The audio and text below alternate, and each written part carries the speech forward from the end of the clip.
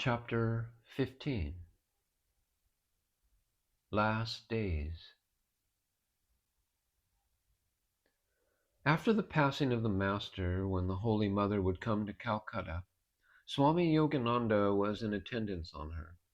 His service and devotion to her have become proverbial amongst the members of the Ramakrishna Order. After the death of Swami Yogananda, Swami Sarada took his place and looked to the needs and comforts of the Mother. Among the women disciples of the Master, Yogin Ma and Golapa Ma were especially devoted to her. When she was in Calcutta, they were her constant companions. They would often shield her against the undue intrusions of people and sometimes against the senseless display of devotion by sentimental disciples, which would cause her great suffering. In the latter part of her life, she often suffered from malaria when she went to Jairambati.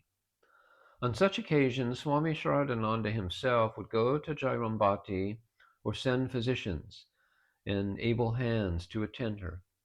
When she would return to Calcutta, she would look pale and emaciated, a shadow of her normal self.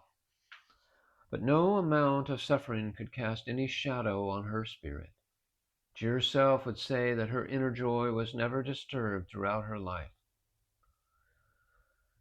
In December 1919, she fell ill from fever. She was brought to Calcutta, but the fever continued to the anxiety of all. Even in her protracted illness, she radiated wonderful peace, sweetness, and light.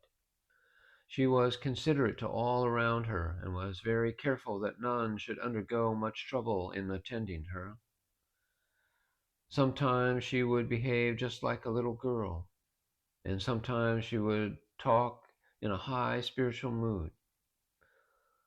5 days before her passing, she said to a woman devotee who felt disconsolate at the prospect of her approaching end, "Why do you fear? You have seen the Master. Just learn to make the whole world your own. No one is an alien. This whole world is your own." This was her last spiritual utterance. She passed into Mahasamadhi at 1:30 a.m. on 21st July 1920. The immortal spirit that had for the time been clothed in mortal flesh was gone. But the example of the life of the Holy Mother lived, and the message she left behind are potent means of transforming lives and a source of strength and inspiration to a large number of men and women.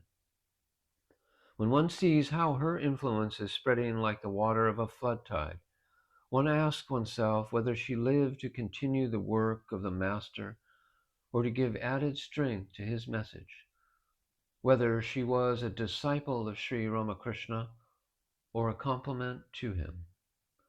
One wonders whether she was not an essential part of the same divine power that descended on earth to show light to the world and to guide humanity to the heaven of peace and bliss.